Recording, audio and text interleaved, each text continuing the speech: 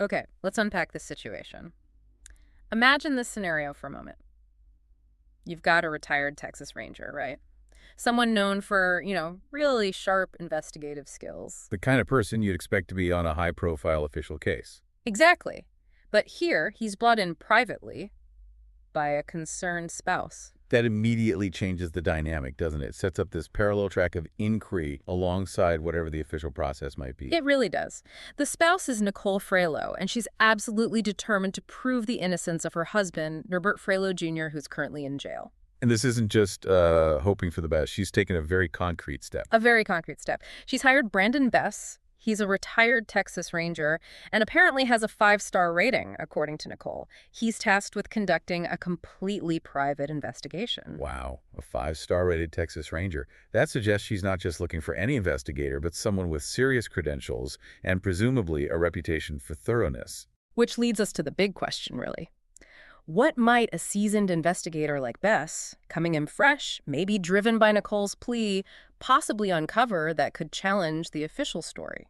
It's fascinating because an independent perspective, one outside the immediate institutional pressures, can sometimes see things differently. Different angles, maybe different priorities. Definitely. And we've got some material to help us understand this. There's audio. One bit is about a BBQ fundraiser for Nerbert's legal defense. Okay, so community support is involved. Seems like it. There's another audio clip, too. Sounds very emotional, like a plea for justice.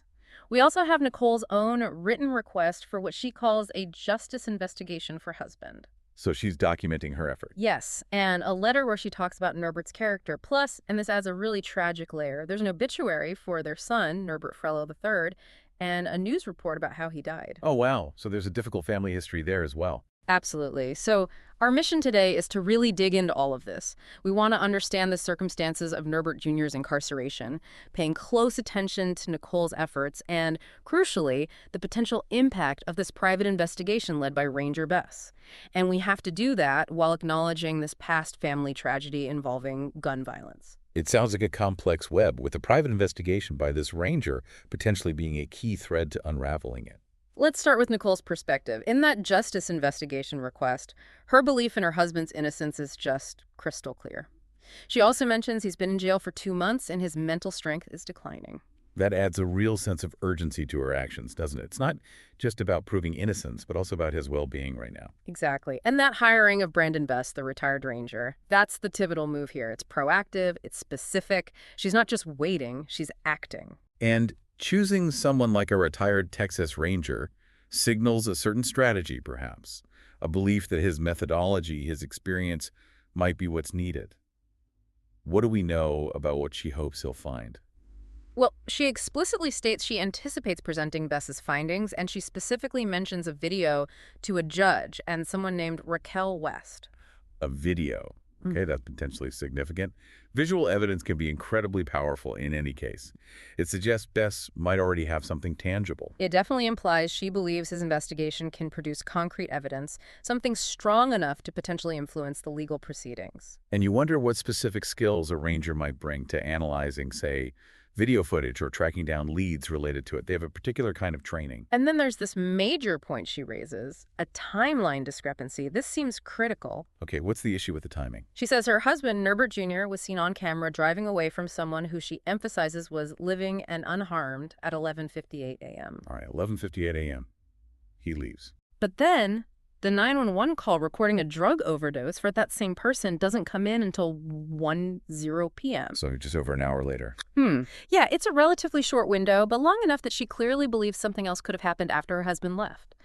That gap is precisely what an investigator like Bess would likely zero in on. Absolutely. Verifying those times. What happened in that hour? Mm-hmm. That's classic investigative work.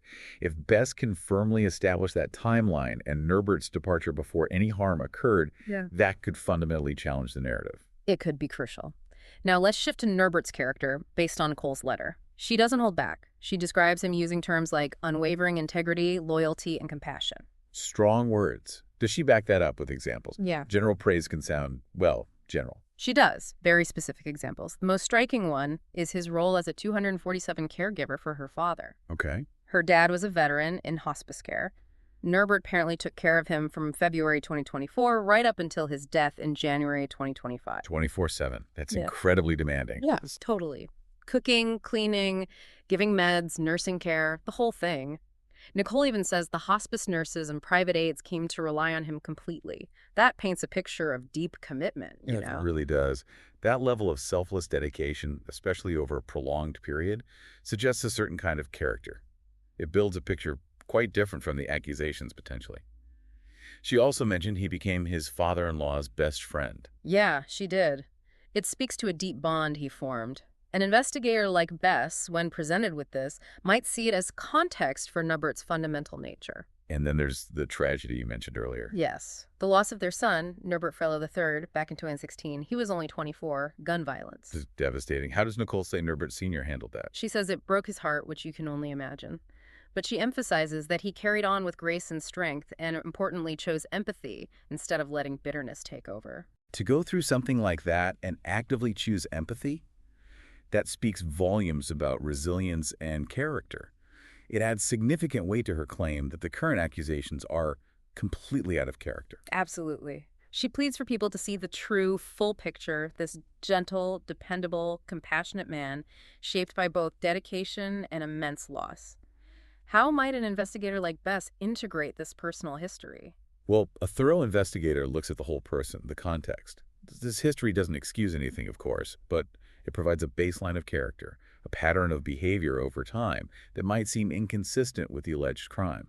Bess would likely factor this profile into his assessment. It definitely provides a counter-narrative. Okay, let's talk about the community support, that BBQ fundraiser audio. Right, the one for May 10th. What was the goal there? Explicitly to raise money for Nerbert's fair defense and rightful release. The call to action really stresses solidarity, especially for a family scarred by gun violence. So connecting his current situation back to that previous tragedy. Yes, and there's this interesting line suggesting a concern that Nerbert might be being made a scapegoat. Ah, that's telling. It implies a belief within the community, or at least among the organizers, that the official story might be wrong, or perhaps conveniently simple. That's fertile ground for an independent investigator. It certainly suggests that Nicole isn't alone in her doubts, and that rallying cry, justice for one is justice for all, it's powerful. It elevates this beyond just one family struggle. It frames it as a matter of broader principle for the community. What about the other audio, the more emotional one? Yeah, that one uses really strong imagery, shadows, a heavy heart, fighting a wall of injustice. It conveys this deep sense of struggle, almost desperation, but also a determination to stand up and make a change. That emotional dimension is important. It speaks to the human cost, the feelings of being overwhelmed by the system, maybe. An investigator like Bess might not act on emotion, but understanding that community sentiment could provide context or even leads. True. And underlying all of this is the unavoidable context of that prior gun violence. The news report confirms Nerbert Frelow III died in December 2016. And the circumstances were awful, weren't they? Horrific. He was apparently lured to a park thinking he was selling a vape pen. Instead, he was robbed and shot. The main perpetrator got life for capital murder. He was only 17 at the time of the crime. Just senseless. Hmm. And that's the loss Nicole mentioned broke his heart. Exactly. It's a profound tragedy that the family already endured. You read the guestbook entries from his obituary, especially from his mother, Yolanda Frelow, and the grief is just palpable. It's still raw. How could an investigator like Brandon Bess use this information? It's historical, tragic, but how does it relate now? Well, it reinforces the narrative of Nerbert Jr. as someone who has already suffered immensely due to violence. It underscores the stakes. Perhaps Bess considers how that trauma might intersect with the current events, or how it informs Nerbert Jr.'s state of mind or actions. It adds layers to the full picture Nicole once considered. It certainly paints a picture of a family that's been through an unimaginable ordeal even before this current situation began. So wrapping our heads around this, it's incredibly complex. You have Nerbert Frelow Jr. in jail. You have his wife, Nicole, fighting tooth and nail, placing her faith in the specific, highly rated, retired Texas Ranger Brandon Bess. And this is all playing out against the backdrop of this devastating prior loss the family suffered due to gun violence. Yeah. The role of Bess's investigation really seems central to Nicole's strategy and hope here. It really does. What findings will he actually produce? That's the million-dollar question. Will his work definitively clarify that timeline issue she raised? Can he potentially locate or validate that video evidence she mentioned? And if he does, will it be enough to sway the legal opinion of the judge or this Raquel West person? The